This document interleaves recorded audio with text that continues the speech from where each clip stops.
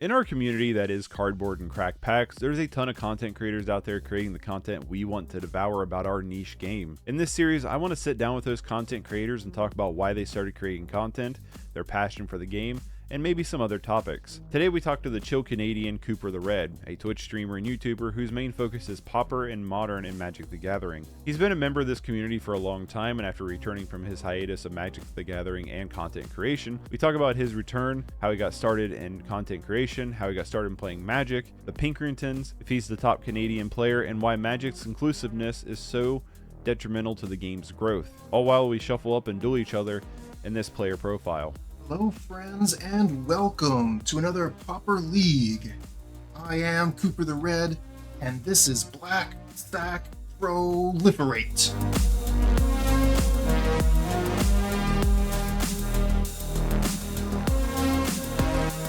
Our first guest is CooperTheRed. I want to say thank you, Cooper, for joining. I also want to say thank you for some support on Twitch. I'm going to see how this goes because, Magic's a mind-intensive game. But first off, I want to say welcome back to the community. Welcome back to the space. How's it going? Thank you very much for all of that. It's going pretty well. Super happy to be getting back into the game again, and happy to be part of your interview series. So, I think that's a really, really cool idea, and excited to see what comes of that. Yeah, I thought it'd be a fun idea to like chill out, play some Magic, talk a little bit about like with other players. Um, First, I want to know like if you're cool with talking about it. What made you decide to take a bit of a hiatus? I was just some real life stress. Had a really difficult move, and then coming to a new place and starting up my job in a new location. Going through a lot of stress at the time, and then also I had a lot of what do you call that? Total brain fart here, of course, but imposter syndrome, where I'm wondering, like who even am I to be putting this stuff up onto the internet, right? Like, as far as the Magic community goes, I'm a big fish in a small pond. But as soon as you look at the greater picture, where we have people like, Weber on the Pauper side, or Mengu, aspiring Spike. We have all these people with, like real chops who are posting stuff. So, like, who am I to be posting content for people to be watching? And it just came to a point where I remembered a big part of the reason why I started in the first place was that, like anybody can play this game. It's not about showing, like the absolute, best lines possible and the best decks. That's not what I'm about. It's just about showing that anybody can play this game and have fun with it. So that's a big part of what brought me back. Right on. That imposter syndrome is totally not warranted because you're a really awesome content creator. So I think you I mean, definitely thanks have for your in saying place. so, but like, I think it's the point where you get to where you don't have that anymore. That's the point where you really got to watch out, because Yeah, maybe at that point, you're a little bit too full of yourself. maybe.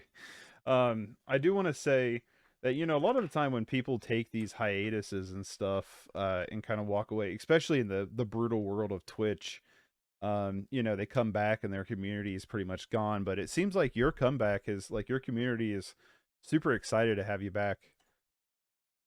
Yeah, yeah, I was definitely pretty excited about that as well. I had definitely feared that I wasn't going to get anybody interested in my content after I was gone. But uh, yeah, as far as Twitch goes, like a lot of people came back. A lot of names that I recognize have just been flocking back to the channel. And even with YouTube, where I thought I was just going to be buried in the algorithm, my first video did pretty well, and hopefully I'll be able to continue to ride that towards future success. Now I notice you're playing Blackjack. I mean, I had to start with Black Sack. This is one of my favorite decks of all time. I Same. put so much work into it, and I know that you enjoy it as well. So figured I had to start with this. Yeah, I'm also a pretty big fan. It was cool to see you come back on Black Sack too, especially like the proliferate. I played it the other day. Oh, that was not a good draw. the proliferate the other day, and it was just so much fun. The proliferate is such a fun mechanic. Yeah, I feel like it's really the missing link for this deck. Like I've had a lot of fun with it, but I feel like proliferate ties everything together. Big agree. How do you like? How are you like an Ichor core? Oh, come on. How are you like an Ichor core drinker? Like I think the Ichor Drinker is okay, but I think that I should probably just be playing a removal spell in that slot, to be honest. Kind of like in the same boat with Ichor. Like I like the idea of it, but I've not been like super impressed with it. But with your comeback and stuff to Magic, what made you decide to like stream and do YouTube and stuff in the first place? Well, actually, if you have ever seen or heard of a streamer, um, Chief Crowfoot, they used to be I've not. called Squat Chief, I think, and they did a lot, or are still doing. I'm not entirely sure, but when I was watching them, they were doing a lot of modern content, and I really enjoyed watching their streams. And they started doing Yawgmoth content, and I was really hyped for that because I'm a really, really big fan of the Yawgmoth deck. So when I started seeing this person streaming, like, you know, I could probably do this. I could probably do this just as well as this person. And like, really, what's holding me back? What's stopping me? So I got a rental account, and I played. Was it? Is it Blitz? This deck with Fairy Dragon and what else was played in that deck at that time? Um, Anyways, it's like a pregenitor to Murktide, Okay. and I got a trophy with it when I was first time playing it, renting it. And I was like, you know what? Like, I'm not too bad at this game. I've been playing it for a long time. What the hell? Let's just go with it. Let's just try it. And started streaming the very next league, and just have been continuing to go with it. Besides those breaks that I've taken, I've taken more than one. But yeah, uh, basically seeing other people do it and thinking, I can do it too. Now you've played you did like paper Magic content too, haven't you? I did. That's actually how I started way back when. If you look, like way back in the history of my videos, you can find where I was doing paper magic with various people in the community. So I had Travis Benedict, I had Stephen Beauchamp, a few other people. And it was kind of a way for me to share my love of the game with the internet, and then also share some of the talent, some of the local talent that we had here in Halifax with the world. I had a lot of fun with that. It was a great way to just like have a good time with some of my friends in the community. So when did you first start playing Magic and like how did you get into it? Well, that is a pretty long story, but I'm sure that's similar for a lot of people that have been I'm playing playing this game for a Torex. We have while. time. I if you want to look at when I started like buying cards, owning cards, and playing, I started in the Ice Age. So So I've a been while playing back. for a very, very long time. 95. Longer than some of our other players have been alive. I was But 1 years old. fantastic. But the first time I was actually introduced to Magic was a year or two before that. So like the beginning of Magic, I was over at a friend of the family's place, and a kid who was about my age who had also like who had picked up Magic at that time. I wanted to share it with somebody, so they brought out a pair of decks and taught me how to play. And we just sat down and played a game, and I was kind of like that put the hook in, but it took me a long time to be able to find the cards to buy. It took me a even longer time to find a community of people to play with. Back in these days, we didn't have Moto, so it was just whoever you could get to a table to play. So it was definitely a lot more difficult to find people to play with compared to nowadays. So like you're from Canada. Do you I do you first off, do you think you're probably the biggest Canadian streamer? Are there other like Canadian Magic streamers? I mean, there's no way, right? Like that can't be so. I don't know, man. I I don't know a lot of other Canadian players.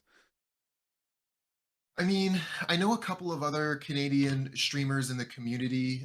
There's Eggy Benny, um, who like I don't know what they're currently doing, but I know they were definitely streaming for a while. Friend of mine, very talented player. Um, I mean, there's got to be, right? There's no way that I can be top Canadian Magic streamer. There's no way. There's got to be way better players that are streaming too. So growing up in like Canada and stuff, was it in your community? Was there like LGSs or like ways to play like in paper or Yeah, yeah, for sure. As the game started to grow more and more, there were more and more options for us available. I remember there was a place called what was that? Cool Cards Haven, in Ottawa where I used to play. Um, oh play a couple spells here, yeah, yeah, attack you for a bunch of damage. I think I'm dead here. I got a little bit too slow of a So yeah, start. that's pretty much where I got my start. And like for a very, very long time, I was playing very casual Magic. Like all kitchen table stuff Mhm. until probably like in the last maybe 10 years where I started to play things a little bit more seriously. Um, Found out that Pauper was, like a real actual format that had, like a ban list and people playing. So I was able to get into that, and that was so much fun. But like a lot of other people, I started with standard because that's what all the events were, right? Like if you Mhm. wanted to play a game competitively, then you had to play standard. And yeah, was never really my favorite thing, but I did really enjoy the switch into modern. Once modern became popular in the community, and we were able to get like a larger pool of cards and play really cool decks that weren't going to rotate. Like I don't know about you and the rest of the viewers, but I've never, been like uh, really economically well off. So spending a whole bunch of money on standard and then having my deck rotate and just like tank in value Mhm. was not something that I could deal with in the long term. Yeah, when I Yep, got here. into it, I was into standard, but I was also at that time still living at mom's, so I didn't have like a mortgage or rent or anything. So I could sink a little bit of the money into it. But yeah, I you can't keep up with it now, especially how many sets are coming out and everything. It's standard's kind of brutal. Yeah, although I did hear that standard got like extended or something. I don't know. I've not kept I don't up know. I with don't pay standard too in a much while. attention to that. So with like arena being such a huge thing, why I mean, you're probably kind of the same mindset as me, but like why are you leaning into Magic Online? I'm not gonna make you Well, click through all that. Well, I guess I could. there's a couple reasons. I mean, first off, Magic Online has Pauper, and Pauper is my jam. Right, this is what It I is want to good. play, and this is the place to play it. Uh, so, I mean, that's what it comes down to in general. Um, I did play Arena for a little while. I think that it's a great way to learn the game. So if you're introducing a new player to Magic the Gathering, Arena is a fantastic way to do it. And if you are learning how to draft, or if you are looking to improve your limited skills in draft or in sealed, then I think Arena is also like A+ for that. But otherwise, like the economy is garbage. So I don't want to, like spend a whole bunch of money cracking packs to get my wild cards, to get my deck, to play it for 3 months, Hmm. and then I have to do it all over again. Well, yeah, I don't have the time or money for that. I agree. I hate the economy. I don't know about you, but like I don't feel like I'm playing Magic when I play it. I don't know if it's like the way it's like designed or set up, but like it doesn't. I feel like I'm playing some other game that's claiming to be Magic. I don't know like how you feel about that, but like it just doesn't. I don't know, it just doesn't feel like Magic to me. There's definitely there's definitely a different feel to it, 100%. Like, one of the things that I really like about Moto, for example, is the chess clock, where Mhm. we're both, like responsible for our own clock, our own time, and we have this set amount of time, and it doesn't really matter, as long as you're not taking a 5 or 8 minute break, it doesn't really matter how much time you use on your turn. So I really appreciate that. Whereas with Arena, if you have a really, really long turn with a lot of things to do, then you can just get cut off and not be able to finish your turn. I'm not a huge fan of that. So do you play a lot in paper right now, or are you mainly just on Magic Online? I play zero paper right now. Actually, pretty much since the pandemic started, my paper play has sunk to zero.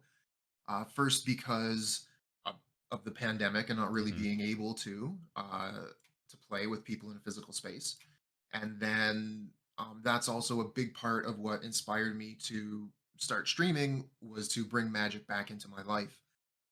Um, and yeah, since then, I've moved, so it's a lot more difficult for me to find games. Right, like Mhm. driving into Halifax is an hour-long drive, so it's not impossible. A lot of people drive a lot longer to play games, but it's also not super convenient when I could just sit down, turn on slobs, and do a stream and have just as much fun, if not more so.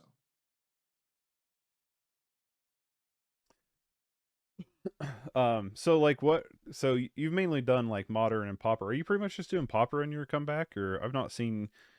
Yeah, yeah. I found that my modern content, after a certain point, like when I was starting, my modern content got more views than my popper content. Mhm. And fairly quickly that switched. My popper content on YouTube was getting way more views than my modern content.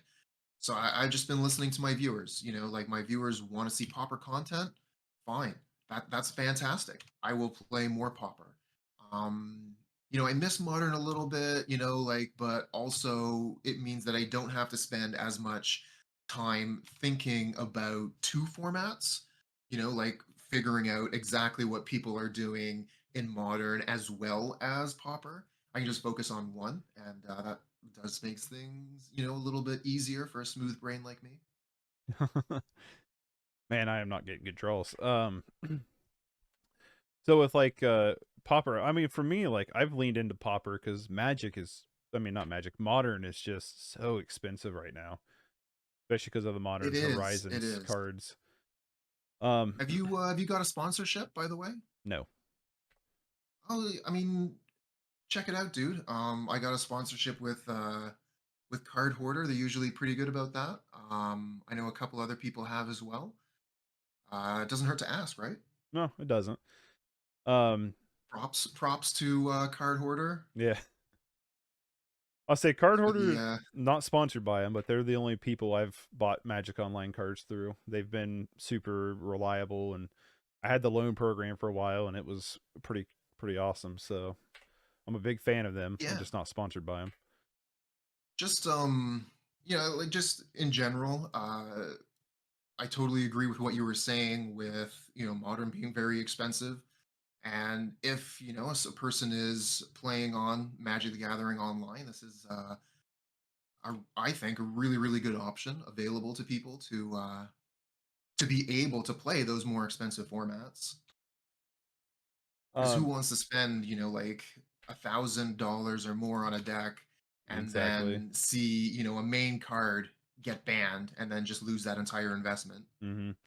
Well, I still had in paper. I still have 8 rack and dredge, and like that's uh that's as far as I'm gonna be with it. It's probably. I don't think I'm gonna do anything. I've drawn all my brown scales. I'm sorry, dude. All good. I only drew good cards. Yeah, yeah. I see. I don't pay for the premium, so like, yeah, I'm gonna get slammed here. I haven't counted, but I'm sure this is going to be I lethal. I think it is too. All right, I'm not coming back from this. let's get into let's get into another one. Um, maybe I'll pick a different deck. Same. What one do I want to pick? I feel like we play a lot of the same decks, probably. Yeah, yeah, we definitely have the same taste in Magic deck. All right, I got a fun one. This was a fun one that a viewer submitted to me that on stream we were tinkering on, so I'll give it a run. Um, so like outside of Magic though, like what are some of the hobbies or things you're into, like interest wise? All right. Well, I'm a big fan of video games. FromSoft. Video games are, like some of my absolute favorite of all time. Spent so much time playing Dark Souls 1 and 3. Absolutely adore those games. Elden Ring, of course, is incredible. Um, I'm into, like some other games too. Spent a lot of time playing Go when I was in university and really, really enjoyed that. Playing what? Um, Go. What's It's that? it's a game that plays with colored stones, white and black. One of the oldest Oh, games okay. in the No, world okay. to Yeah, I know what you're retain talking its about. original form. Yeah, you got it. You got it. Um, lead on that. But like, have you Oh, played Basic other Mountain. TCGs Now or? we're getting serious. Basic Mountain. Okay, okay, I see how it is. um, well, we'll see. I may have kept a mediocre hand trying to think of questions, but we'll see. Um, Don't raise me, bro. but have you played like any other like TCGs or anything? Yeah, I have. And my experience with other trading card games has generally not been so good. Like, what ones have you And played?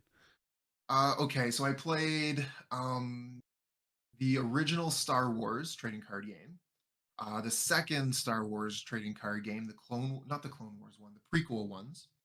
I played the Dragon Ball Z card game and Legend of the Five Rings for a little bit. Just in general, though, like I found that um, investing in these games never really ended up very well. Whereas Magic has been a force that has just continued, without basically without fail throughout my lifetime. Um, all these other trading card games have just, like risen up and then disappeared, risen up and then disappeared. So I don't have any faith in other card games, unfortunately. It's a sad thing to say, but it's just been what my experience personally has been. So I don't get hyped up about other card games anymore, just to save my bank account.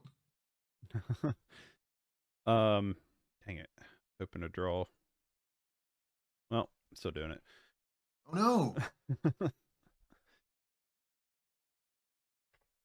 um, so like he used to talk about the Dragon Ball Z game. How is that? Because I've never played it. Like I used to when DBZ was first coming out, I used to collect the cards. Um, and recently my wife has started watching. I started rewatching Dragon Ball and Dragon Ball Z, and she had never seen it, so I started watching with her. And so she's kind of interested in the cards. Like, how is the game? I don't even know how like you play it. I just know what the cards look like. The game is really unbalanced.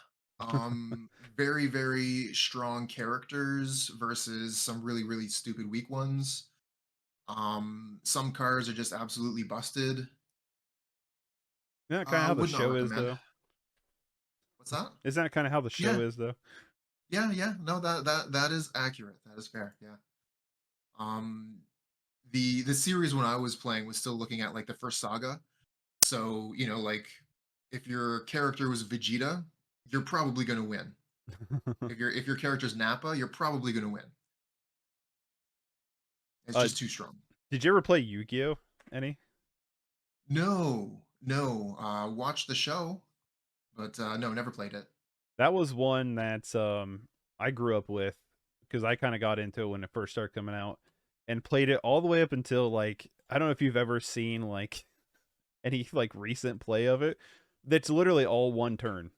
There's like no more No like way, that's wild. yeah, it's like pretty much whoever wins the dice roll almost always wins. It's like it's crazy. It's like everything's done in one turn. It's wild. You didn't need these mountains, right? No, I actually need a different thing, but I'm not getting it. Okay, good. I don't have to No. feel bad about getting rid of them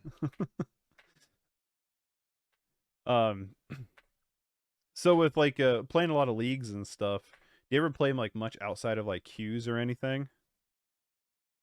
Yeah, I mean, once in a while, I will play some tournament practice, similar to what we're doing here, although haven't been interviewed while doing so before.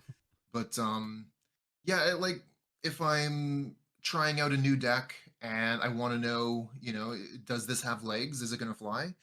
I'll take it over into tournament practice and see how it does.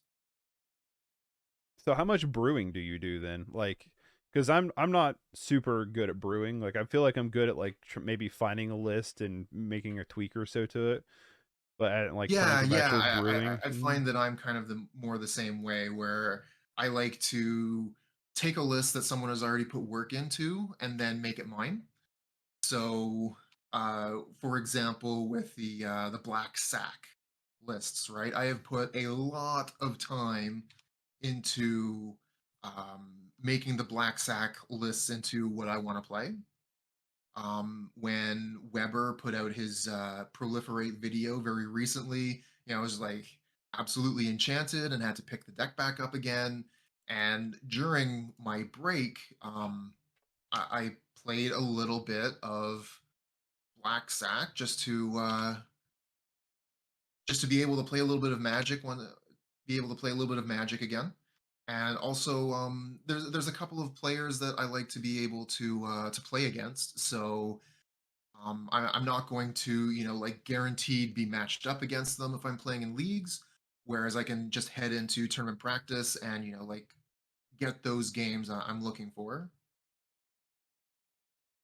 So, like be able to play against Deluxe Lykov of Propaganda, for instance, or Alexander Weber. Um, yeah. Um so like outside of Magic, the like we talk about like other video games and stuff. Do you ever like want to do content other than Magic, or are you just like pretty much focused in on Magic? I would love to. Here's the thing though.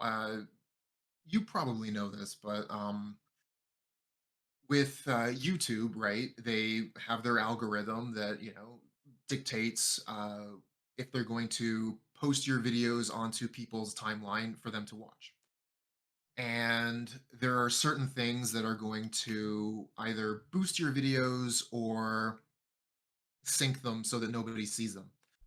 And one of the things that you can do to tank your channel is post a lot of different content. So if I'm a Magic streamer, right, and I also play Chivalry 2. So if I start posting Chivalry 2 content on my Magic YouTube channel, that is going to kill my channel. People will my Chivalry videos will be shown to people that like Magic videos. Those people won't click on them. There'll be fewer clicks on my videos. Therefore, my channel is dying. Therefore, YouTube won't show it. So, as much as I would love to put, like some Dark Souls content or some Chivalry content or, like whatever new video game I'm playing onto YouTube, I can't put it on my Magic channel. So then I would have to create an entirely new channel in order to do that. And that's a hassle, man. That's what, yeah, I'm pretty guilty because I started doing YouTube on and off when, you could pretty much keep this. You could pretty much like look up not look up. You can pretty much like play any game, where it was like it wasn't quite the same algorithm where it's like now it's like my Magic stuff does good, but then anything that's like outside of Magic is like no bueno. It's like Yeah, I get it. and I hate to say it, but like that is hurting your Mhm. channel in a lot of ways, right? Like Yeah, it definitely it's is. nice to be able to branch out and put a whole bunch of content out, but yeah, it doesn't do you any favors, unfortunately. No. No, it's like I guess you probably have to get to a point to where you already had like a pretty large and strong community that would like just that's And outside of Magic. I mean that's fine for Twitch, right? Like if you have that community and they're gonna come over and watch whatever you're playing, fantastic. But yeah, for YouTube, you just have to make another channel. Mhm. And you can post links on your channel like, hey friends, if you enjoyed this content, come check out my other channel over here. This is where I play whatever other game. But yeah, you just can't put it onto your main thing. That's what I've Not wanted to not make, if you want to grow. right? I wanted to make movie content for a long time and I was like I kind of was like I'll just throw it on this channel. Then I kind of thought about it and I was like, no, I better just do my own thing. Like I just made a second channel for it and it's it's Buddy just Trump, weird let's like, go. right? It's weird like how YouTube kind of like moves that stuff now as opposed to like back in the day.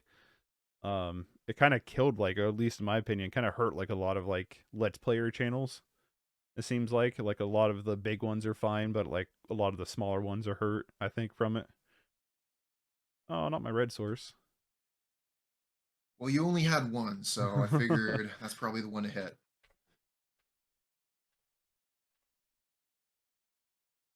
Um, No, who's the pawns of deck now? right.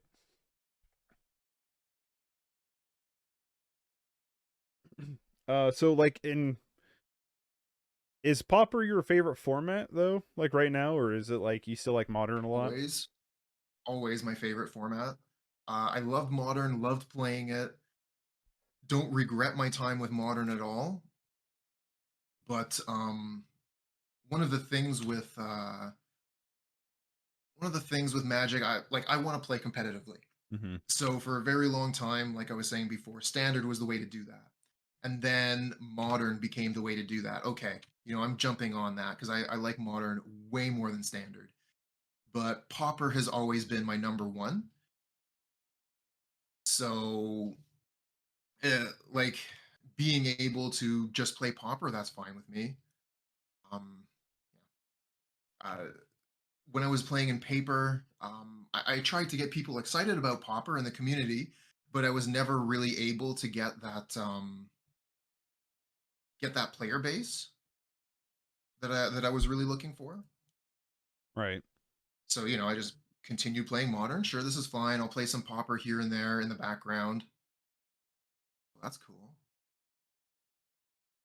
Yeah, the idea is to like hijack your creatures and then sack them off after attacking you with them.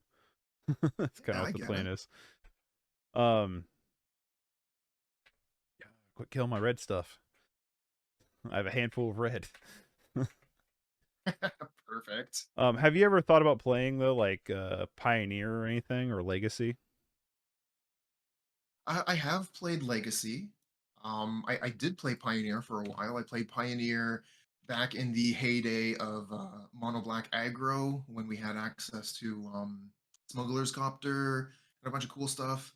And then they banned Smuggler's Copter but left this Demir combo deck to just take over the format for months. And I just like lost faith. Ooh, Don't boarding take this party. one, okay? Don't steal my boarding party.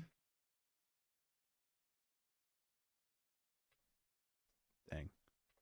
If I had red mana, maybe, maybe I would. I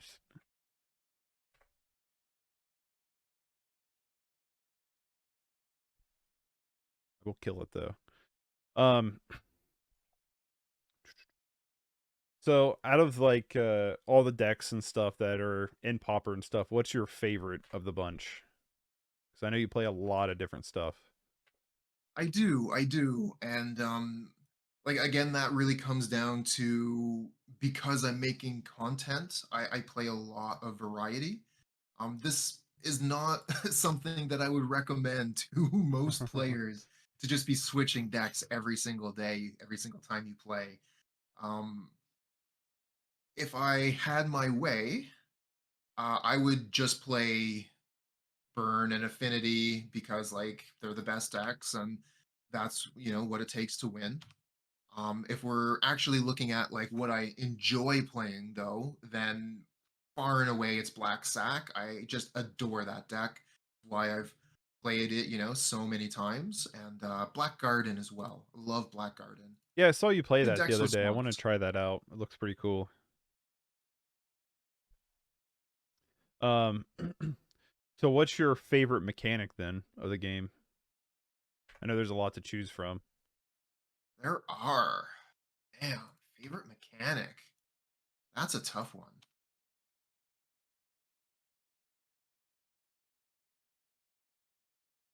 A little too late. I think you got me on this one. I think so. My hand is still pretty good. My hand would have been okay with red. All right, let's swap out. Let's see here. Yeah, really, really not too sure what my favorite mechanic would be. Um, I mean, like, I really like the Yawgmoth deck, which abuses Undying, but I don't know that I would call that my favorite.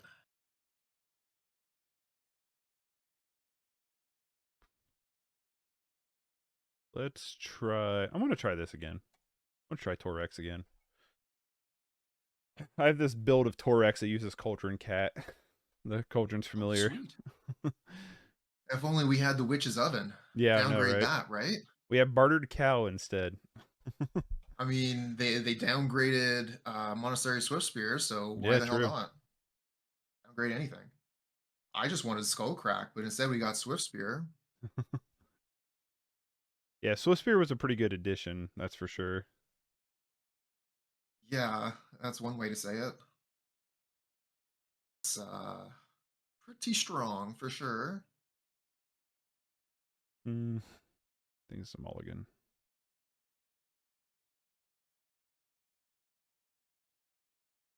I will say though that one of the advantages to playing so many different decks the way that I've been doing is that it does give you a fairly wide understanding of everything that's going on in the format. Mm-hmm. So, I've got a little bit of a better idea of how all the decks in Pauper function versus a really specialized knowledge of how certain decks function,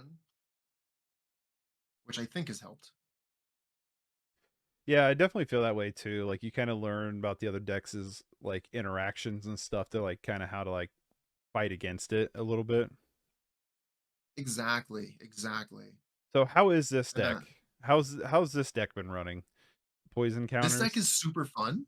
It looks It's awesome. really, really fun to play. I've had a pretty rough time actually going through leagues with it, but I think it's a blast, I'll say and it looks like I'm a lot of looking fun. forward to getting better with it. I say it looks like a lot of fun.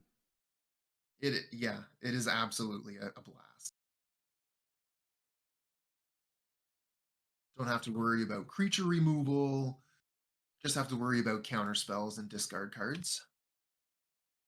Yeah, I could see where that would, especially discard cards, would really hurt for sure. Um, so I want to know, because you put it in your Twitch bio about the Pinkertons. What are your thoughts on that whole event? Uh, just absolutely preposterous, sad, um, really, really poor business decision. Um, it's like having a hammer and seeing every problem as a nail and then taking out a sledge. Like it's just such a terrible Well thing to put. do, but also, like so disappointingly on brand for Hasbro and WotC. I'm sure you're familiar that they've been going through, like a whole bunch of these poor decisions lately. Um, Magic 30, Oh, like just a yeah. giant middle finger to the majority of their player base. Hey, Magic 30, here's this fantastic event, that you're going to be so amazed by, and only a tiny, tiny, tiny, tiny percentage of you are going to be able to actually experience. Right. Uh, just terrible. And then there was the OGL debacle. If you're familiar with Dungeons and Dragons, Mm-hmm. that was something that came through in more than just like the Dungeons and Dragons community. People at large heard about this one, and then to top that all off with, hey, let's send the Pinkertons, an actual villain in video games and movies. Let's send a villain to a content creator's door to intimidate them and make his wife cry. That sounds like a great business decision. Let's do that. Yeah, it was pretty wild to hear. It was just like, I don't know, my cousin, he's big into magic. He's the one who got me into magic. And he was just like, he's like, I didn't even think that that was still a thing. He's like, I didn't even Right? know that was still even a thing. So yeah, pretty wild story. Um, Yeah. So yeah, basically, like I want to. There's not much I can personally do to hold Wizards accountable to that, but I can continue to keep it in people's minds. mhm. So just, like every once in a while, crack a joke about it, try and, make sure that WotC isn't able to just sweep it under the rug. This is a thing that happened, and you're not going to get away with that for nothing. Do you think though with Hasbro's where they're always trying to like make profit and have larger profits and stuff, do you feel like, cuz I feel like this and I've heard other people in my comments and stuff and in chat, are they just pumping out like too much stuff like for Magic right now? Like it just feels like there's a new set every month or something. Like it just feels like Yeah, there's they are. constantly something. And this is something that they have been doing for quite some time. This is not a new thing. They as you say, just continuously pump stuff out, trying to, milk that cow, get that cash. Well, that's like when I was real big into it, um there was like maybe like one master set a year or so. And then I took a hiatus from it and came back, and then it was like, oh, what's this Modern Horizons I missed and stuff, and it was like, yeah, just the amount of stuff. It just felt like there was always pumping something out. Uh, do I want? Yeah, every once in a while they hit on something really great. Like Modern Horizons 1 and 2 were pretty impressive, absolutely changed the modern game forever. Um Really cool sets. There was the original Jumpstart, which is really cool and actually a huge boon for Pauper. So they have come out with every once in a while, something really good, something golden, which has been, a joy to play with. But in general, I think they do that too often.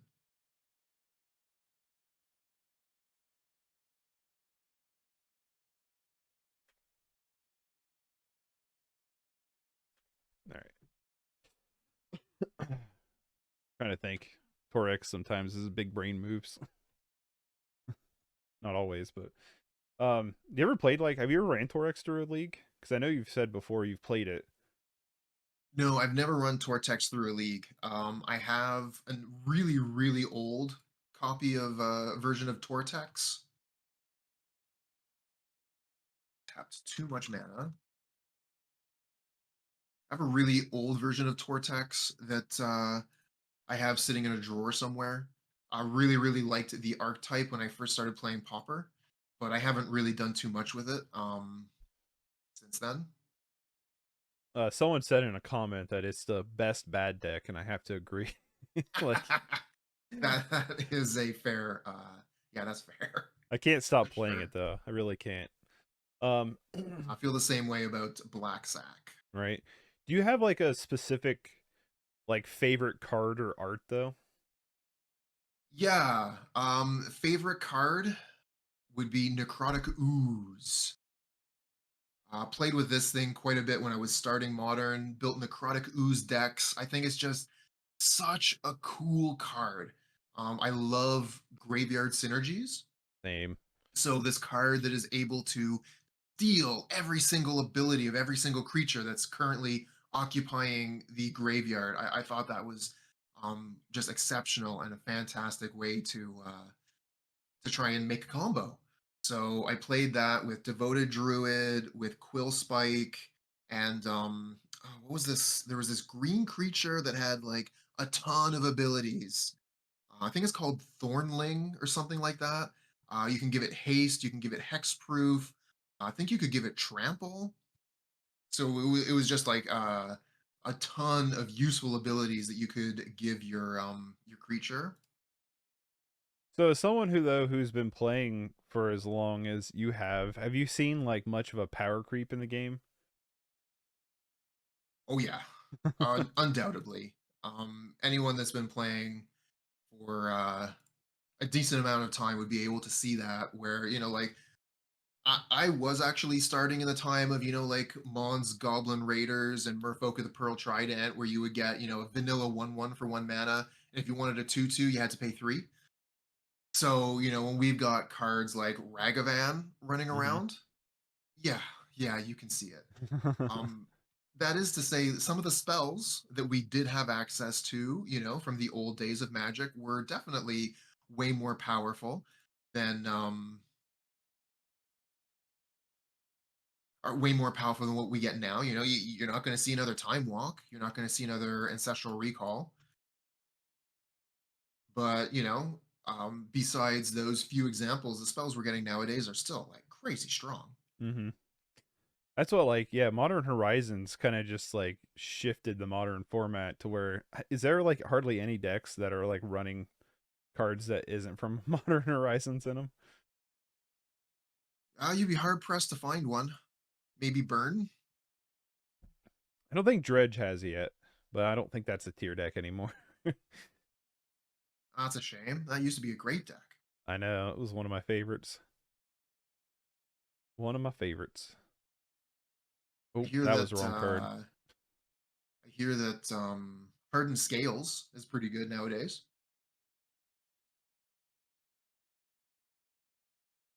Yeah, I've always wanted to try that deck out. It always seemed really cool. You got to be pretty smart to play that deck. It is really hard, really hard. There's so much math. Oop, I am like clicking super bad here. What is happening? All right. Slowly getting the engine online here. So the idea is like you loop Bartered Cow, Carrion Feeder, and Cauldron's Familiar. Okay,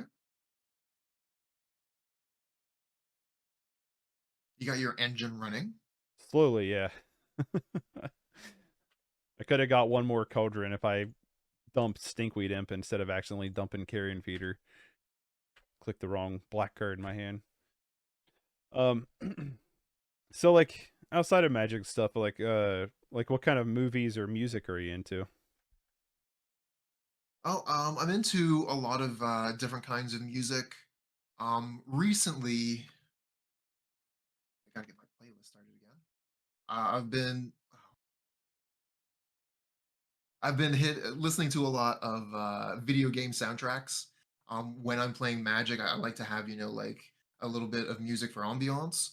Hmm. So like soundtracks are really good for that, where there's not a lot of vocals, so I'm just able to have that kind of like in the background, right? But as far as like mainstream bands that people might be able to recognize, Danko Jones, love that. I love Mindless Self Indulgence or their new band Uringer.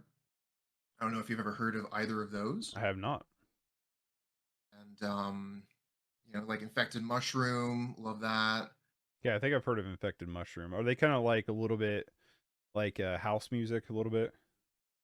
Yeah, yeah, yeah, yeah, Okay. exactly. Yeah, I think I've heard of them then.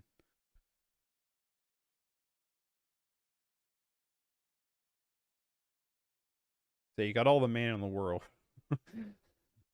Yeah, I'm gonna try to end it here, but we'll see what I can do. I got the black mana because of Pentad Prism, I guess.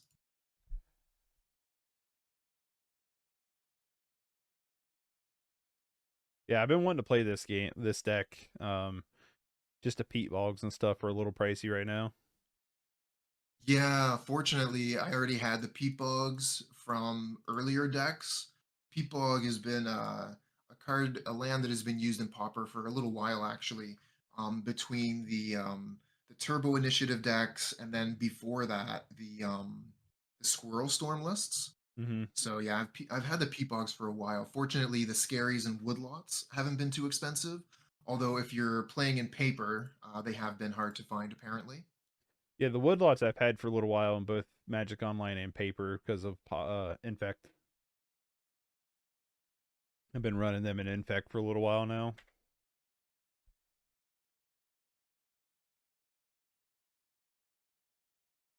So many clicks. So with burn being as rampant as do you think burn's a problem right now for the format or 100%. Yeah, definitely. No doubt. Something needs to be done. Personally, I think that we need to ban Swift Spear. Other people are thinking that we need to ban the draw cards. I would hate I don't know. I guess I would hate to see Swiss Spear go, but I think 8 of the reckless cards is to me feels pretty rough. I mean, it is a lot, but if they don't have Swift Spear in order to have that, like just consistent attacking pressure, I don't think it's as big a deal. It makes the burn deck slower, more consistent, but slower. But yeah, I could definitely see why people would be thinking that. That's like and I play a lot of queues. It's just not really like affordable for me to run in leagues constantly. So I play a lot of queues, but then also I'm playing a lot of like viewer homebrews and stuff. And like it's like how amazing like because I hear all the time about burn decks and stuff in the leagues, but then you play the queues, they're like pretty few and far between. They're I don't think they're as liked in the queues. Well, that's just it, right? Like, why are you taking a known deck, tier one, maybe even tier zero? Why are you taking that into tournament practice? You already know the deck is good. You know that you're probably going to win. Is that just, like you trying to flex on people, at that point? Um, so yeah, when I'm heading into tournament practice myself, I also very, very rarely see anybody playing that style of deck. Now, I've taken like Affinity and like other burn lists into tournament practice, but the reason why I'm running it in there is like I said, I can't afford $10 a league, you know. I get it like if you win, you get the you get the what's the word I'm looking for? You get your play points so you can run another league.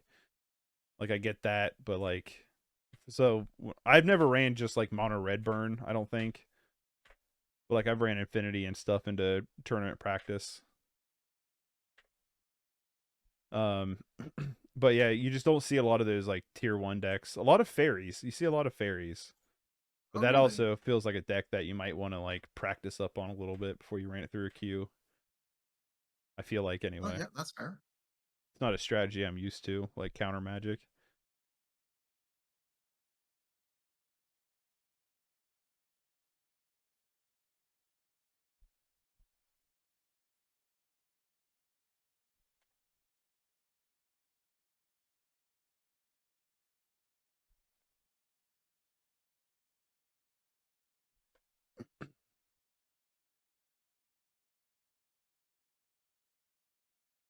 We talked about like the other video games and stuff you playing. Are you playing anything else right now other than Magic?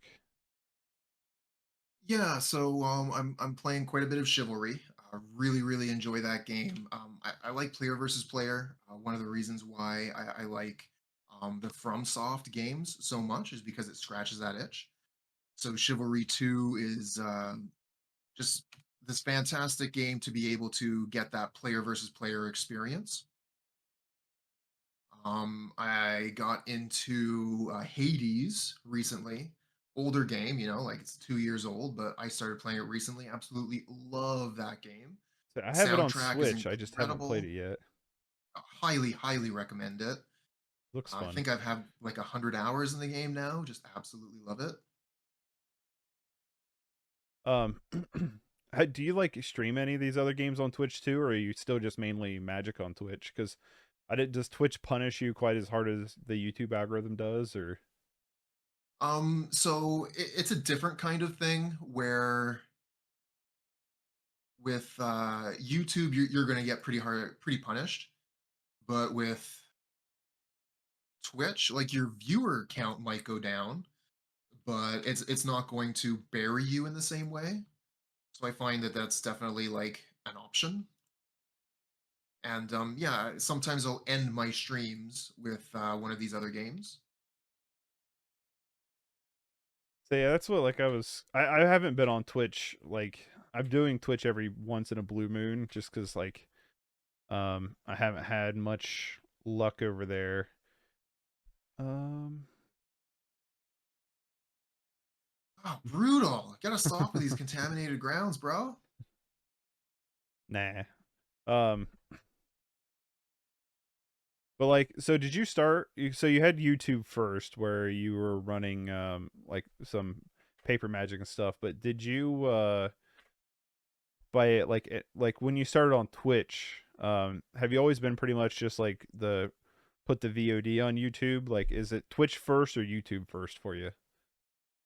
So yeah, I do the Twitch thing. Record my video through Twitch.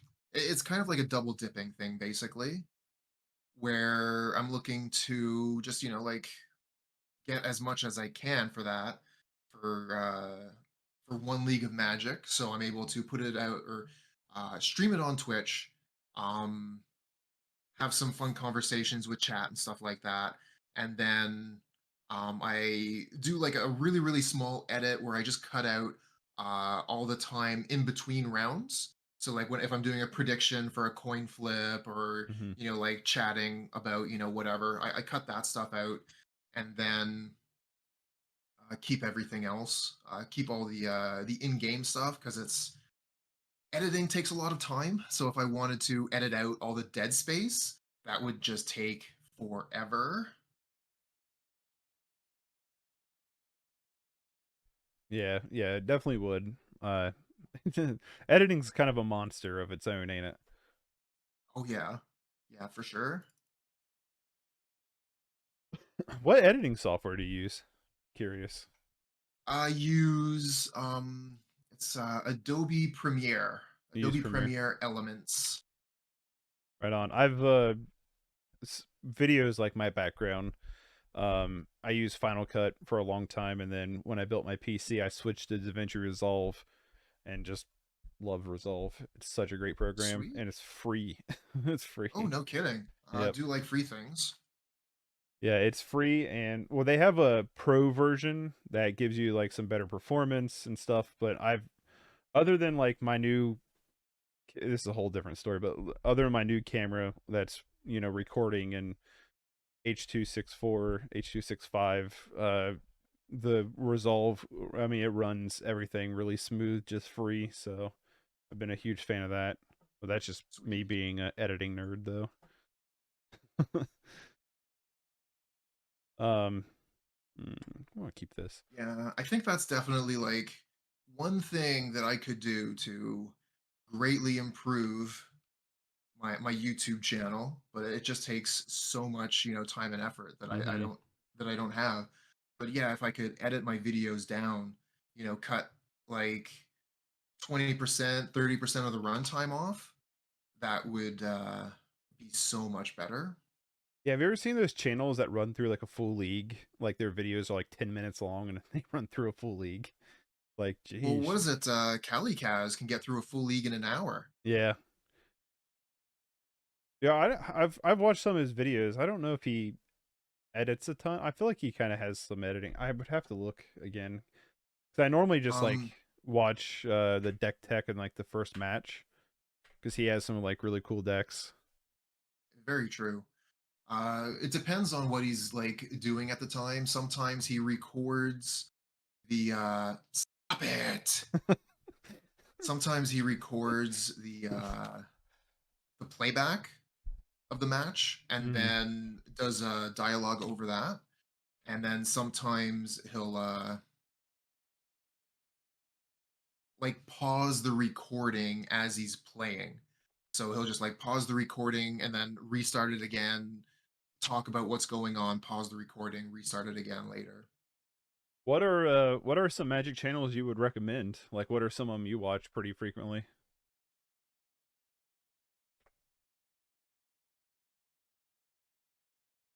Well, definitely Kali Kaz, aka Satan Raken.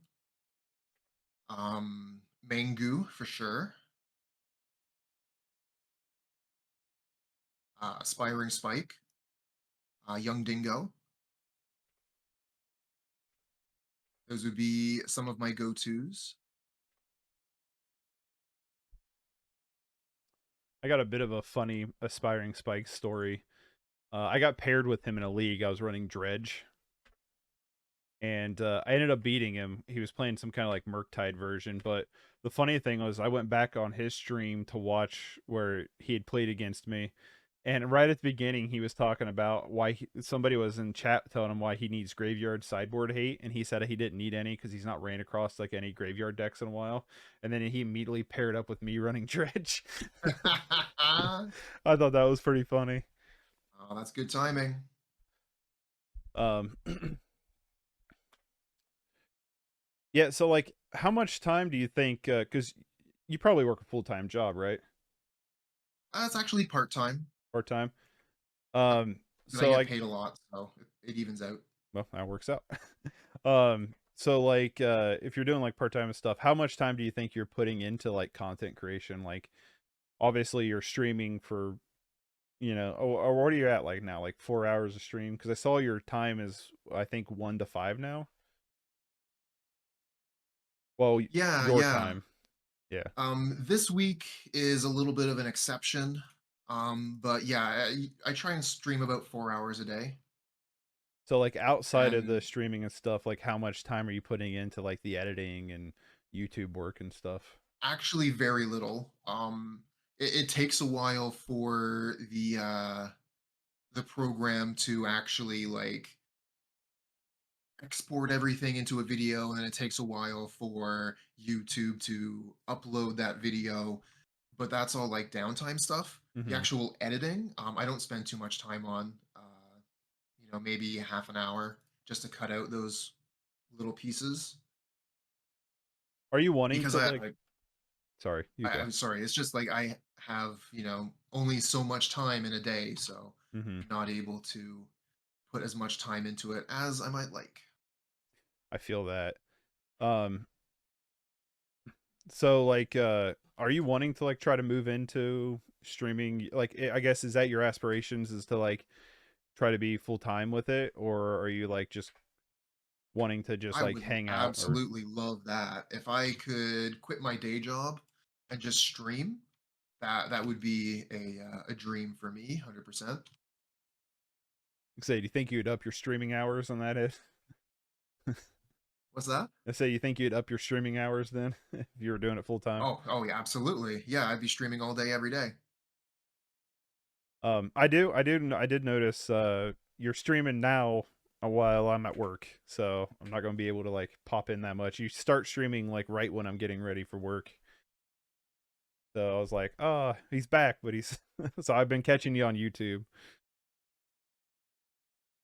Yeah, yeah, it's tough, like you can't do the right thing for everybody, No. unfortunately. I just have to How dare you? go with Taylor made your schedule to fit what mine. what my with what my schedule is. I mean, I was really lucky when I was working midnights with Canada Post.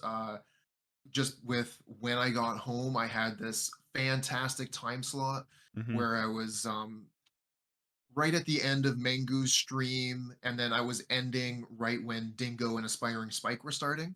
So I just had this like empty time slot where some of the big streamers weren't playing, so people would come over to check me out because I was what was available. I was who was streaming at the time.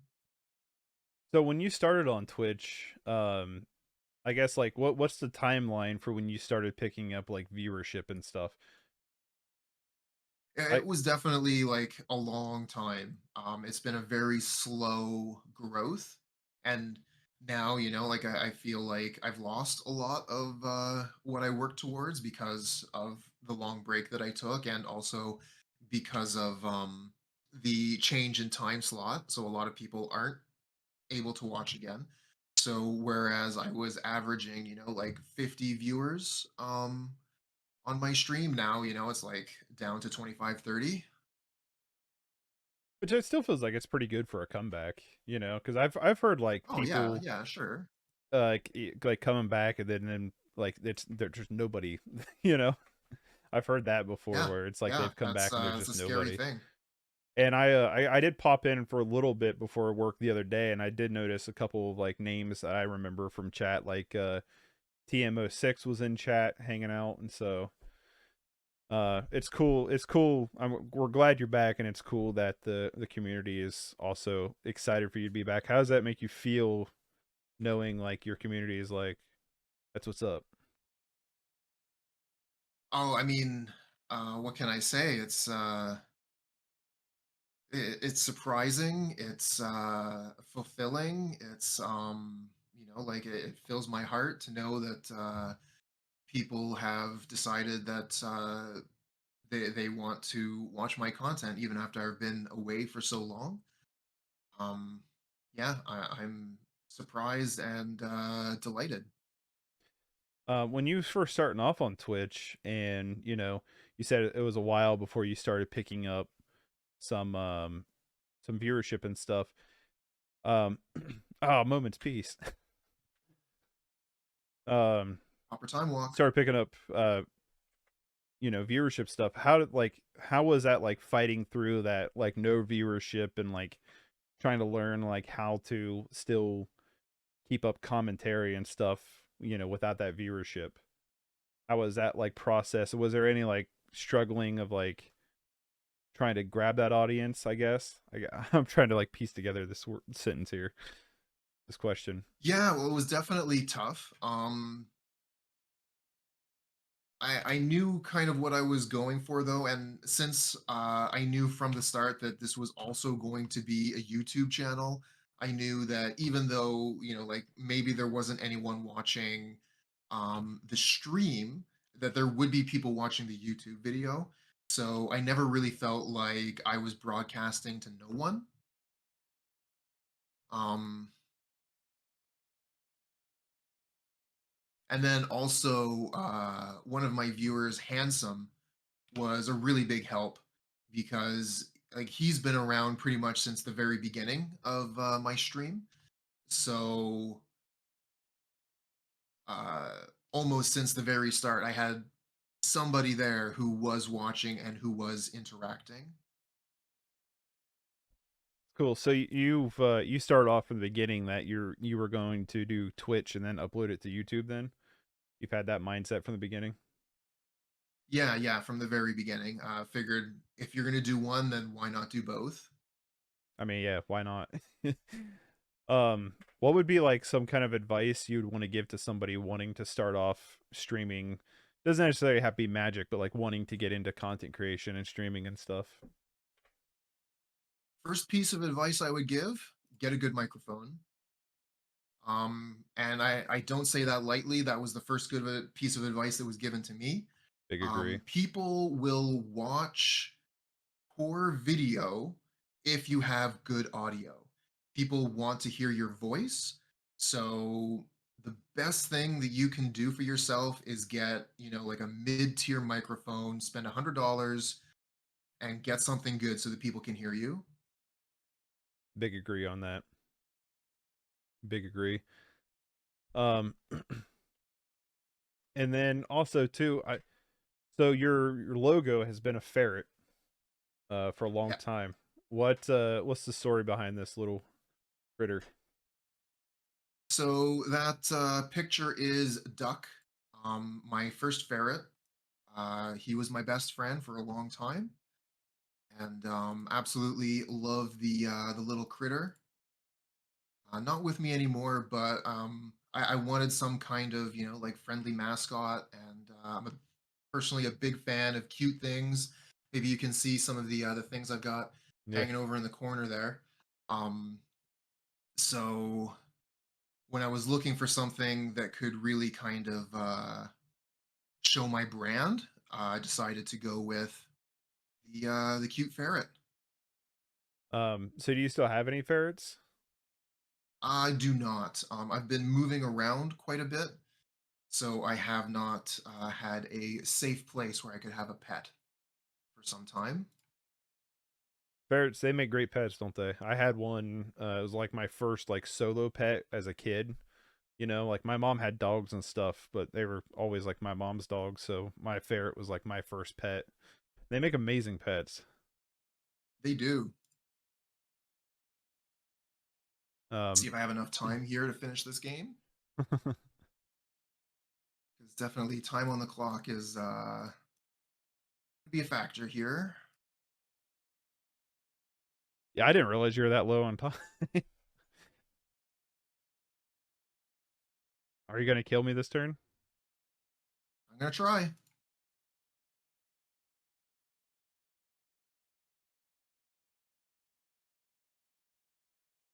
Let's see what happens. Hey, you got a ton of mana. I got you down to one at least. Land drop this turn. I don't think so. I don't think you've played land this turn. Oh, gotta proliferate. Guess those ones don't matter anymore. Let's just keep proliferating there. You're at 7. I need to gain some life. The storm. No. Weather the storm for a million.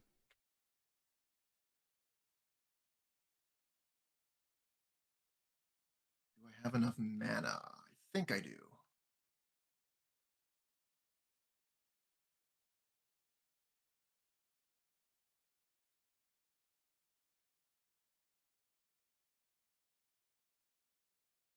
Yeah, I want to play this poison counter deck. It looks sweet. I've been watching a couple people play it. It looks awesome. Ooh, by the skin of my teeth. Yep. Oh man, I thought for sure I was just gonna time out there. Well, you want to do one more, Yeah, for and sure. then we can wrap it up. Let me see what I want to play here. Um, go with a classic. It's not been upgraded, but I'm gonna run it. Um,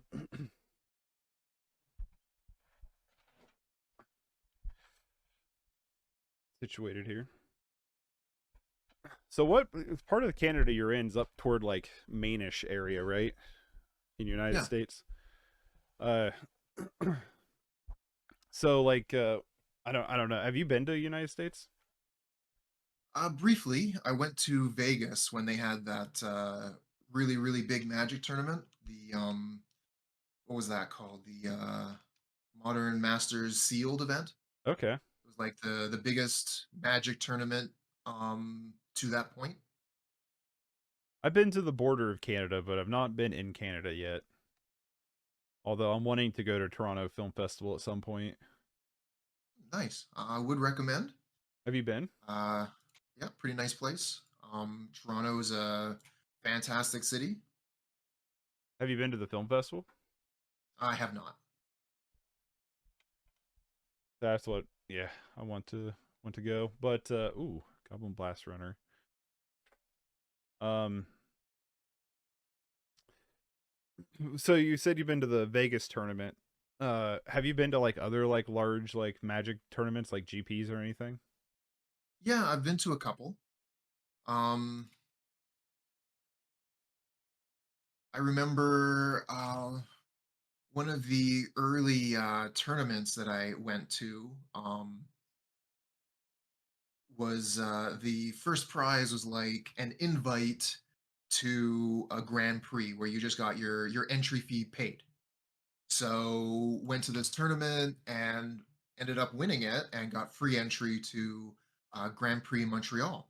Oh, nice. So it was like, sounds great. Montreal's not that far away. I can drive there. And that kind of started everything else from there, like my interest in competitive magic and big events and big stakes. Really, really loved it. Didn't do very well, but went to a bunch of we had, what were they called? There were PTQs and RPTQs or something like that. Like uh, satellite tournaments that led into satellite tournaments that led Hmm. into the Pro Tour. I've been to So a I couple of did, those.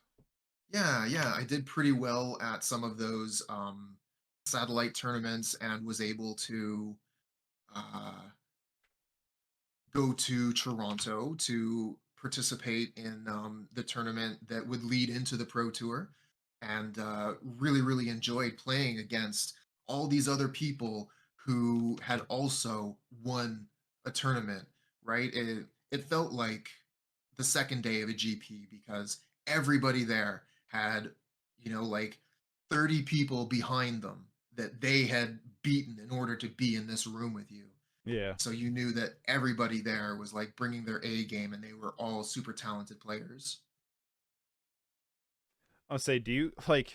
For me, it was kind of a big disappointment that such large competitive spaces of Magic kind of just disappeared. Do you kind of feel the same way? Like, do you kind of miss like that big competitive scene of Magic? Yeah, for sure, for sure. Um, it has been kind of a choice though. Like for me personally, for other people, I understand that like it hasn't been.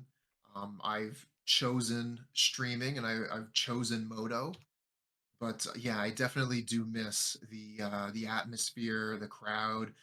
Being able to just turn your head and see 100 people that have the same common interest as you. Mm-hmm. Was a pretty wonderful thing for sure.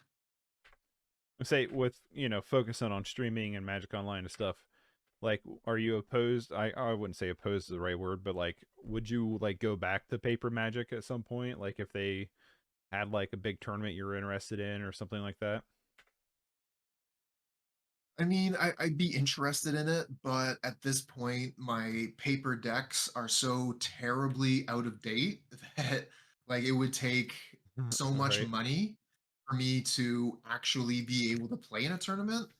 Maybe, if someone was willing to lend me a deck that was to my exact specifications, maybe. But yeah, unfortunately I just don't see that happening in the near future, which is something that I wouldn't even be able to believe, like 5 years ago, because paper magic was such a huge part of my life at that point. Right. I'd because like at the local game store there'd be games running almost every day.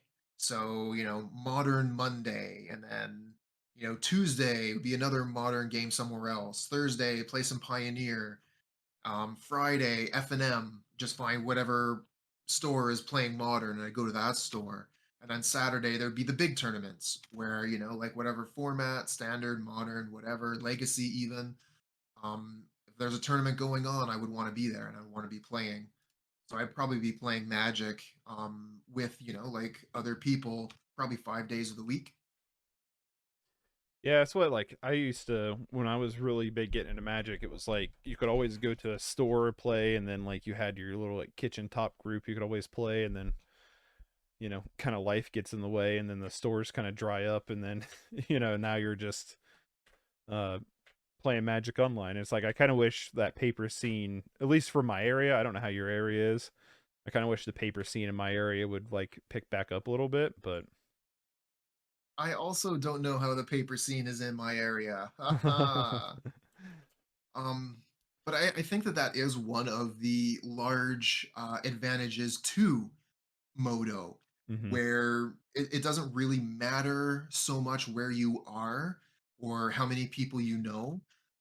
As long as you have a computer and an internet connection and like enough money to put a deck together, then you can play at basically any time of the day, and you can find people who like are some of the most talented players in the world. That's one of the things that I absolutely love about Moto, is that I have the opportunity to play against, pro tour competitors, pro tour winners. I have the opportunity to play against some of the best streamers in the world. I've played matches against Mengu, like I would never be able to do that in paper, Right. ever. And so having that opportunity is something that keeps me, like coming back, and keeps me so firmly attached to this program.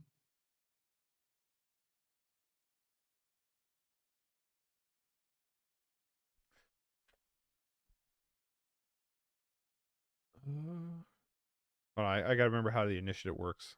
Not something I play very often, It's real good. You just got to make sure I don't hit you with combat. which I think you will this turn, but it's I'm all gonna right. try. Yeah, it is what it is. um,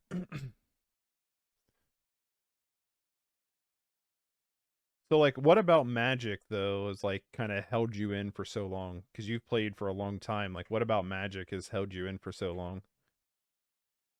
There's a lot of things to Magic that I love. So there's the deck building aspect. I think that's really really cool how you get to bring, your own concoction to the table, and then play with that against whatever anybody else has brought. So the customizability is fantastic. Um, I love the fantasy element. When I was younger, and still even now, I love reading fantasy books. Spent a lot of time reading Robert Jordan, David Eddings, Guy Gavriel Kay, Terry Pratchett, Neil Gaiman, on and on and on. So, like that fantasy element, Hmm. keeps me attached to it. And I as much as I hate it, I also do love the variants where, depending on what's on the top of your deck, depending on what your opening hand is, the games look completely different, even though you could be playing the same deck for ten games. Like every game can be different. So I do like that. And then also, like, because of the variance, sometimes a worse player can beat a better player. So that means, depending on the day, sometimes, I can beat a pro player. Right. That could happen. So I definitely like that. Whereas if I was playing a game like chess or Go, then the better player is just always going to win. So what you've talked about a little bit about like some of the people you've been paired against and stuff, but like what are like one of your like I guess what I'm trying to think here.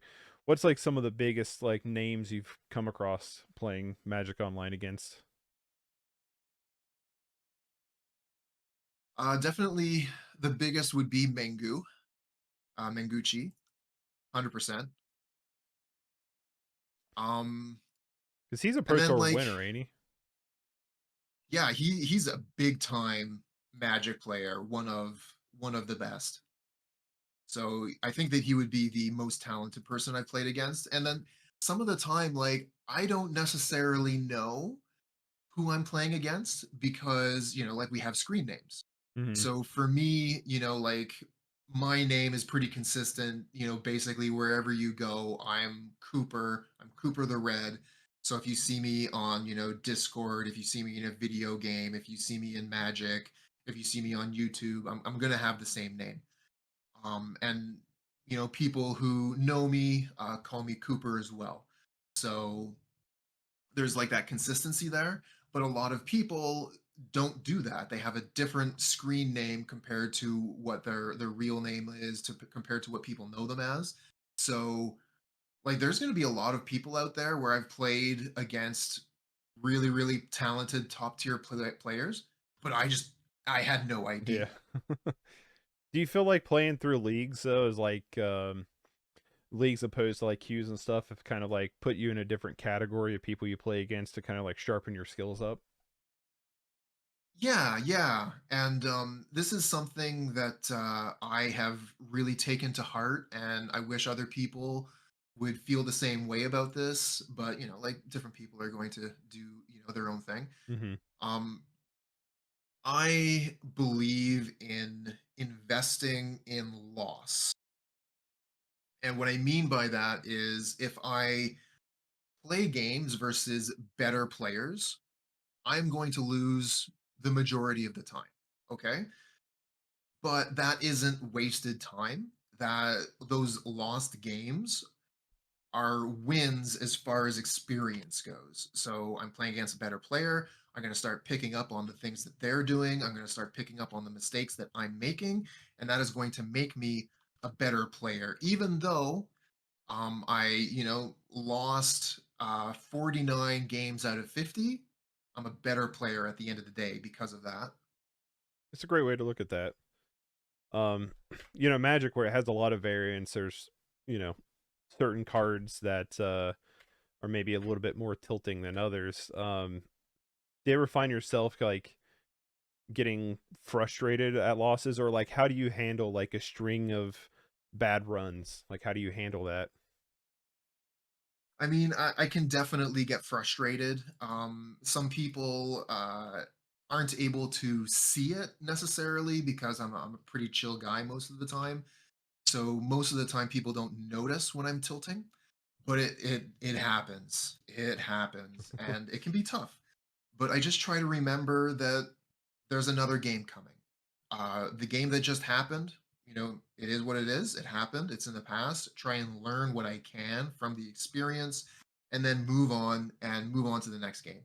I'm not going to get any better by bemoaning, my terrible luck. Oh, woe is me. I only got one land in that game. Well, dude, it's my fault because I kept a one land hand. Oh, woe is me. I mulligan to five. Okay, well, that's variance. It happens.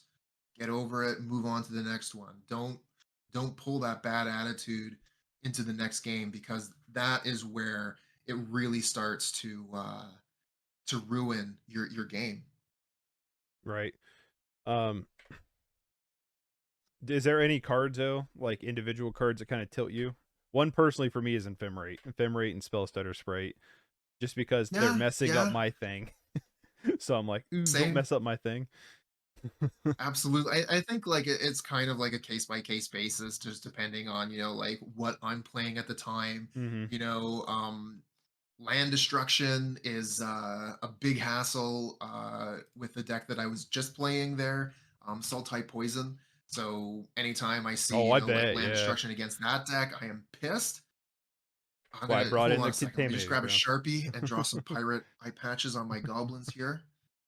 And that way they should survive.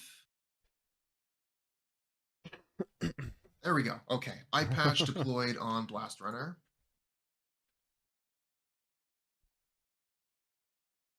But I mean, all these cards available in Magic are also available for me to play. Yeah. So if I'm getting really frustrated with a particular card, well, then if you can't beat them, join them. I've played Blue Fairies, I've played Ephemerate decks. So yeah, if there's absolutely cards that I would love to see out of the format, but I try not to let it get under my skin too much. What do you think right now are the biggest cards in the Pauper format that should maybe see a ban, if any? Swift Spear is number one. Definitely Swift Spear has to go. Then after that, Ephemerate. I would like to see Ephemerate gone. And if we can't get rid of any of the artifact lands, then I'd like to see Mirror Enforcer out of the format. We already got rid of Sojourner's Companion, which is basically the same card. So if the problem with Affinity is that they keep on playing creatures for free, taking them back out of the graveyard and playing them for free again, well, let's get rid of those toys and see how the deck runs. Probably not very well. I feel like that's where it would Not run into. I don't want to see the artifact lands gone because I think that's kind of like what makes Pauper a semi-unique format is having these artifact lands still. And I think and they open up like other though, strategies. yeah, those lands in particular, they have been on the chopping block since the very earliest days of Pauper. Right from the beginning, they were thinking, are we going to ban the artifact lands or are we going to ban cranial plating? And they decided to ban cranial plating. Okay, sure, great. And ever since then, we've been dealing with that leftover problem. So if we want to keep the artifact lands in the format, fine, but something else has to be done for the affinity list. Obviously, the numerous bannings that we've put the deck through have not been enough. I'll say I see a ban card in your wall there, back there. The Atog. Do you miss it? Do you Yeah, miss the yeah. Atog? Um, a Tog is kind of like emblematic of Affinity, and it's crazy to me that Affinity has continued to exist after that card is gone, and it really shows just how good that deck is. Where the card that was like the poster child of that deck is gone, and we're still gonna play. Yep. Crazy. Well, it's like the one of the few decks that can draw like half their deck in a matter of seconds. You know, they Yeah, can the draw so deck can many be cards. empty-handed, literally empty-handed, and then they take their turn, draw a card. Okay, play Deadly Dispute, draw 3 cards. Play Reckoner's Bargain, gain 7 life, draw 2 cards. Cast, draw 2 more cards. Oh, I got a full hand now. Yep.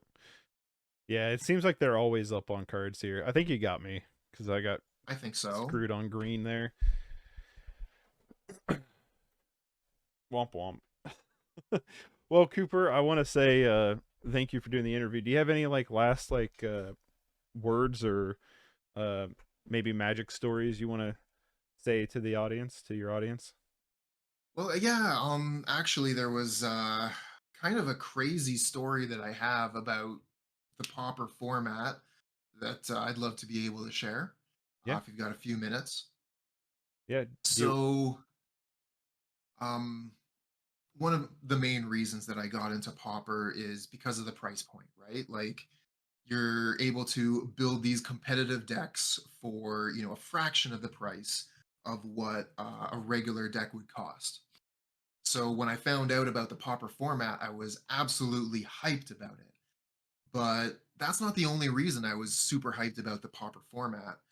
Um, Back in the Kamigawa days, and I should have looked up when Kamigawa came out, but I forgot. Anyways, when Kamigawa came out, I had found this small group of people that played Magic at the university that I was going to, and I wanted to be a part of that, but I wasn't able to put the same amount of money into the game that the other people were.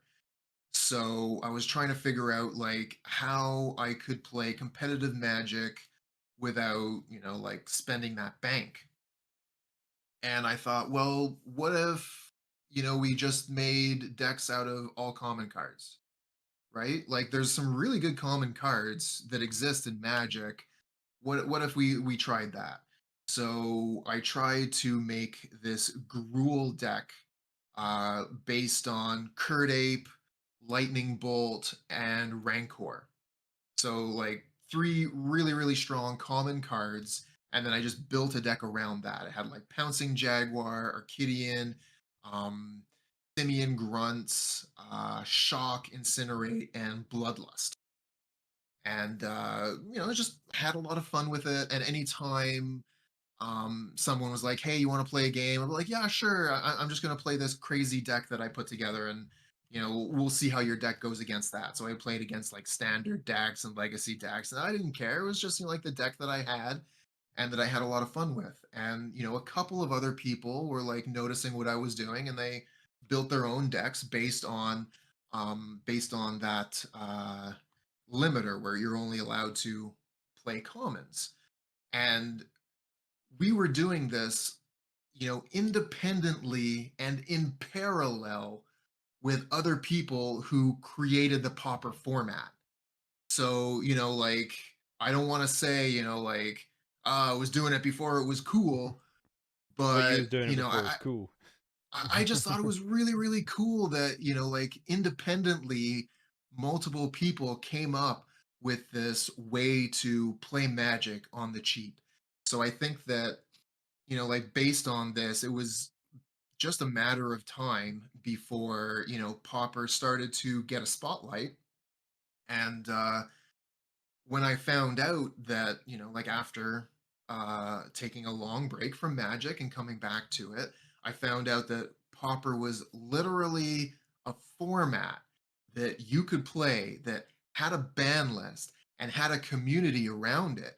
I was just so, so happy about that. And I would say that that is probably the reason that I'm playing Magic now is because of the Pauper format, because of the nostalgia that it gave me from, like, playing Magic in my school days with my friends with this format that we, uh just kind of came up with just for kicks.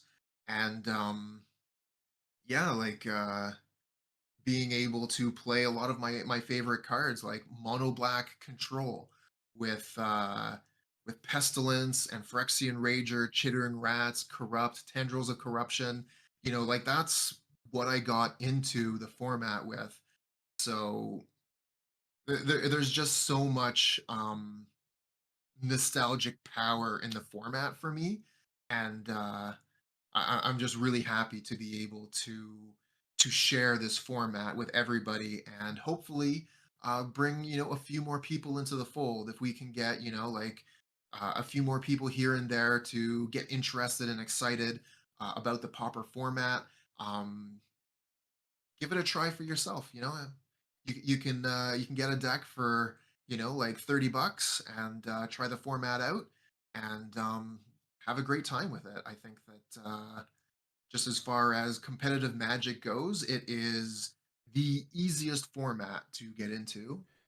Do you think like if Magic put a little bit of a spotlight on Pauper, had like maybe some larger tournaments that was running Pauper and stuff, do you think it could, because the price point is as low as it is, could pull in like a good amount of like new players to the play? Like, is this a format that is really friendly to like new players? I think that it is the format that is the most friendly to new players, except maybe for sealed. And sealed is a whole different beast. Like, Yeah, it's a you whole have different the thing. the deck building, which again is very difficult, but it's going to teach you a lot of things. Um, but I think that the Pauper format, because of the price point, first off, and then um, also, like, there's just so many things that you can do in this format that if you have a style of deck that you would like to play, you can probably find a Pauper deck that suits you for that space. But the big thing that I would like to see that I think would be the most helpful to the Pauper format is to see more professional players play it. To see people at the top of the game, expert deck builders, to see them play the format and to see what they would do, what changes they would make to the meta decks, and what decks they would potentially bring into the format that have existed for years but we've never discovered. That would be something that I would love to see happen for Pauper, and I think would be one of the best things for the format. I agree. I would love to see like some like, your Reed Dukes or somebody like that kind of sit down and tinker with Pauper and kind of give it more of a spotlight. I would also love to see like, the return of like GPs and stuff and like run like have like a Pauper GP or something, I think, or like a Pauper Star Yeah. City or something, I think would be pretty wild to Yeah, see. yeah, absolutely, absolutely. Although I do remember, not too long ago, I think like in the last year or so, there was a really, really big Pauper event that was part of a larger event where there was like a Win a Tropical Island Pauper event where Be the sweet. professor put up a tropical island, like his own trop. And like this is going to be going to the winner of this event. I know I think that was a Professor's been a wonderful huge thing, and I'd advocator. like to see more of that. So I know the Professor's been a huge advocator. He was kind of how I found out about the format in the first place. Yeah, yeah, he was one of the biggest advocates for the Popper format, and that is how I found out about Tulare Community College in the first place. Was looking for Popper stuff. See, I found it looking for like just like magic products, you know, when you start diving down the magic rabbit hole and you're like, well, what are these different sleeves and stuff like that? And then yeah, so it's a mine, it's a hole you just kind of rabbit down. Yeah, yeah. Well, I mean, he's done an excellent job at taking his niche, Magic the Gathering, and then expanding to all different, ways to create Magic content. As you said, he did the reviews for a whole bunch of different products, and as I understand, that's pretty much how he started the channel. And now he does all kinds of things. He's got live play stuff. He's got cosplay stuff. He's got box openings. Hmm. Just he'll sit down and just have a heart to heart with his community, telling you about like how he's feeling about the game of Magic. Um, doing podcasts and stuff. So that is like a fantastic example of how you can take uh, your niche, the niche of Magic, and then just have a huge amount of content for that game, Yeah, you can which is a kind of great way to expand your channel. yeah, he's kind of had like this really cool umbrella of different aspects surrounding this, you know, and also too, it's like getting like Post Malone like on the channel to like is Yeah, also like yeah. draws huge attention to the game too, which is really cool. And that is another great way to boost your channel, to expand your content. What you're doing right now is a fantastic example, bringing other content creators onto your channel and just trying to spread awareness about all the different people that are available to watch their content. I think that the more people we have doing the thing, that's bringing more for everybody. I don't think we have like this kind of like, oh, what's the word I'm looking for? Scarcity, Hmm. right? Where, okay, well, there's only so many hours in the day. So if we have more popper content creators, then that's taking views away from me. So I have to be the only one. And, Hmm. if Callie Kaz and if Mick are making popper content, then you're taking away my viewers. Uh, I actually kind of like I'm totally in the opposite camp on that. Like the more eyes that are being brought to this format, then the better it is for everybody. I agree. I think when you have more players and you have more people interested in the game or the thing that you're interested in, I think it's just beneficial. Like it's always beneficial. You have more income coming into the game or the medium that you love, so you're getting potentially, hopefully, newer and better product constantly. You're especially like in terms of Magic, you know, if you got more people interested in their, I mean, at least in my opinion, probably going to like look at the game and try to make sure the formats are healthy and work on it. But then also on top of that is you got more eyes coming into the game, and then you have more opportunity to play. You have more opportunities to, because where I live, it's a small community that's kind of built around a college, and so like when the college is here, we have one local game store. Like that, I can't go anymore because I work nights, but it was like when college was in town, you could fire off, you know, your nights and everything. But then when that college was gone, who knows, you know, if you're going to fire off. So it's like if you had more people interested in, then you have more opportunities, especially like in person, to interact with other people who share the same interests. So I to me, it's always, if more people are interested in this, then it's always better, you know. Right, right. And that's one of the reasons why I've been so so excited about the inclusiveness that Magic has been trying to engender, between, like small things like changing the lexicon, like no longer calling creature lands man lands or whatever, like, or using they them for unknown opponents on Modo.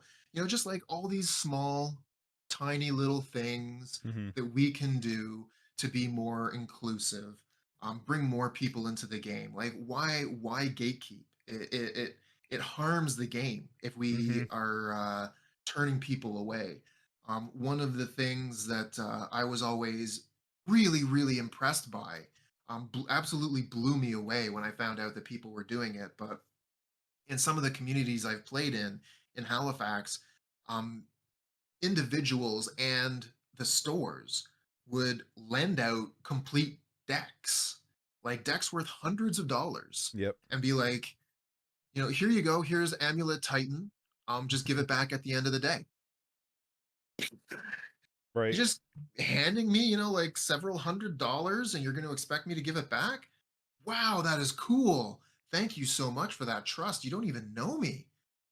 But like that brings the people in. That shows people that they're seen, and that we want them there to play, and it will inspire people to build the decks themselves and to stay and play for a long time. I That's think what we want. I think with Magic, this probably goes with any community, any kind of interest or anything. You always have like a couple people that I think they want just them and their small group of friends. I don't want new people coming in, but for me, like when I first got into Magic, it was like super intimidating to go to like an LGS, and the first thing I did was a pre-release. I was the first like in person, like playing outside of kitchen table with my friends. So going to that pre-release and stuff was kind of intimidating, but like it's like for every like one person I feel like that's like, I don't want you here. I just want, these small group of people I know, is like there's like 10 to 20 that is like you said, that would be like, hey, if you need to borrow a deck, I got you, you know. And my LGS, the owner, he's let people borrow decks before, and like other people has come there I know have let other people borrow decks, and it's just really cool to like have that atmosphere of like acceptance, and then on top of that is like also have that atmosphere of welcoming and just kind of sense of community. It's really cool, and then you just build that around a pretty fun card game that can make for some good time. Yeah, yeah. I mean, like, it's kind of ridiculous to think like about gatekeeping for, like a, a cardboard card game. Yeah. Like we're casting, like dragons and fireballs and stuff, but like, oh, we're too cool for you. Come on, give me a break. That was like when Stranger Things had Master of Puppets in it, and people were like gatekeeping Metallica. It's like, what? It's like, come on. Yeah, yeah, come That on. was a cool What scene, what's the harm of finding out about this incredible band and then just getting super hyped about it? right? Like there's no harm to that. You're bringing new people into the fold. It, I I've it's never understood crazy that to me. gatekeep mentality. I really haven't. I've never understood it. It makes no sense. Instead of, like, hold up, you're not a true fan. You only found out about him last week. You Yeah, could say, "Oh my god, you like Master of Puppets? Well, let me show you the rest of the catalog. right. Wait till you hear this." Or like I grew up, I was big into music and stuff, and so I wore band shirts all the time. Then you have those people, it's like, we'll name 5 songs, and it's like, why does it matter? It's like, Yeah, you want me to take out my guitar right now and yeah. like do a riff? Like, fuck off, man. I'm just trying to live my life. I like the band. Yeah, I've never understood that gatekeep mentality. I don't feel like it's been too much in Magic though. At least it doesn't feel like Magic's had that much of a gatekeep mentality. I don't know how your It, personal experience has been with it. I think it really depends on your community. I definitely have experienced some of that personally, and I've definitely seen it as well. Um, it's unfortunate, and we try to keep it to a minimum. But some people don't even realize they're doing it, Hmm. and like sometimes we just get like salty people that have to vocalize how they're feeling about certain things. And when you're playing against someone who is new, that can be traumatic, Hmm. where like one of my first tournaments ever, I was playing a burn deck with blood moon. Okay. And How dare you? exactly. Some people are going to get really, really pissed off when you slam a blood moon because it just nullifies everything they're doing, Hmm. especially in modern. So, like slam my blood moon and my opponent goes off. Like, oh, I can't fucking believe you're playing this in a burn deck. It doesn't even do any damage. Why am I even playing this game at all? I can't cast my spells anymore. This is bullshit. Packs up their cards and leaves.